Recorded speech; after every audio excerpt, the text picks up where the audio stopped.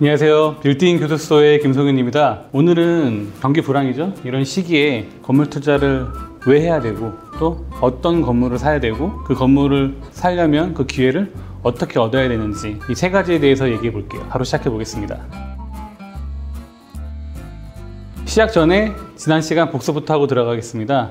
지난 시간에는 종로 3가에 대해서 상권을 분석해 봤는데요. 종로 3가 1호선, 3호선, 5호선 이 세 개의 호선이 지나는 황슨 역세권이죠. 입지적으로 굉장히 좋고요. 대부분이 상업지고 규모가 큰 건물보다는 볼륨감이 좀 작은 건물들이 좀 많아요. 대지가 좀 잘게 쪼개져 있는 옛날 구도심이다 보니까. 그래서 분석을 잘 하시고 기회를 잘 얻으신다면 좋은 투자를 하실 수 있다라고 설명을 드렸는데요. 다만 테마성 있는 익선동의 그런 건물들 같은 경우에는 층수가 한계가 있다 보니까 내가 이걸 수익적으로 접근하는 건지 장기 보유를 하는 건지 직접 운영하는 건지 이런 판단은 잘 하셔야 된다라고 설명을 드렸습니다.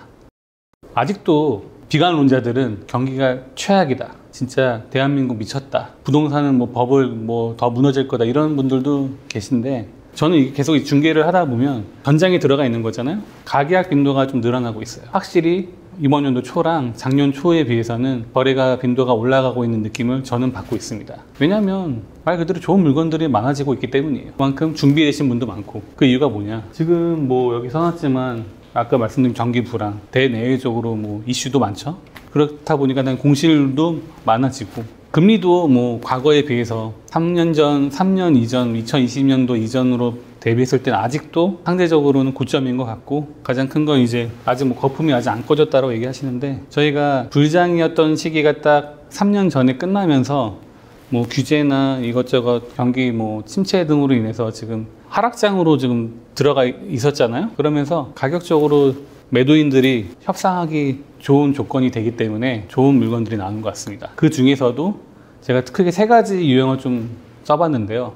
첫 번째는 상속 물건입니다. 상속 물건이지만 매도인의 관광적인 이슈나 팔아야 되는 이유가 큰 것들이 이 대표적인 사례가 되겠죠. 실은 이 상속 물건은 경기가 좋든 안 좋든 간에 많은 매수자분들이 좋아하시는 금매 물건의 가장 큰 유형 중에 하나긴 해요. 근데 이제 상속 물건도 이미 돌아가셨거나 아니면 이미 돌아가시기 전에 건강 이슈로 인해서 좀 급하게 처분을 해야 되는데 또 경기가 안 좋아요. 그러다 보니까 주변 시세보다 저렴하게 내놓으시는 분들이 좀 다수 있는 것 같으세요. 그래서 그런 물건을 좀 잘 챙겨 가시는 분들이 최근에 좀 거래가 좀 되셨던 것 같네요. 두 번째는 장기간 공실이 있는 물건입니다. 이런 경우는 입지가 안 좋아서 공실이 나는 건 어쩔 수 없어요. 그런 건 피하시는 게 맞겠죠. 근데 입지는 좋은데 뭔가 공실이 계속 유지가 되는 거예요. 금리가 저금리, 아주 초저금리는 아니다 보니까 그래도 건물에 볼륨감이 있거나 그러면 이자가 한 달에 얼마씩 계속 나가겠죠? 많게는 1,000, 2,000씩 막 나갈 수도 있어요. 근데 그게 장기화되다 보면 매도인 분도 전략을 수정해야 될 수도 있고요. 또 하나는 이제 매도인 분의 원래 임대 전략이 약간 잘못된 걸 수도 있어요. 예를 들어 병원으로 본인이 좀 인테리어나 구상을 하고 임대를 맞추려고 했는데 실은 그 위치 또는 그 규모 자체가 병원과는 맞지 않을 수도 있다. 그러면 매도인 입장에서는 장기적으로 계속 공실이 되다 보니까 본인의 기대치와 그리고 이것 때문에 일도 안 되고 뭔가 빨리 처분하고 싶어. 그러다 보면 점점 본인의 그 투자 기준에서 마지노선이 내려가겠죠.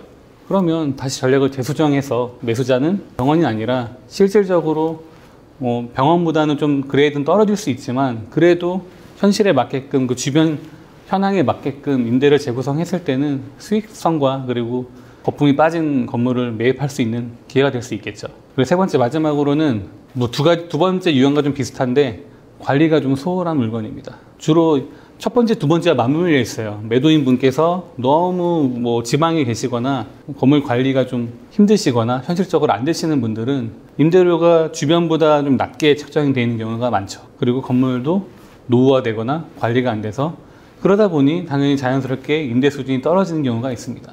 그런 물건들 지금 경기 시장과 맞게끔 했을 때 당연히 수익도 안 나오는데 경기도 안 좋다. 그럼 당연히 건물 가치가 좀 떨어지겠죠.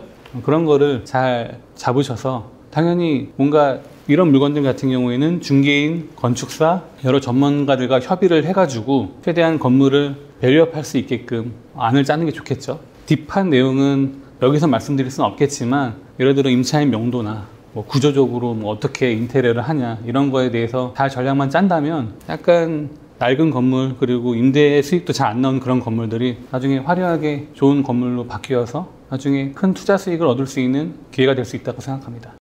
그런데 이런 건물들을 좀 잡으려면 또 어떻게 해야 되냐.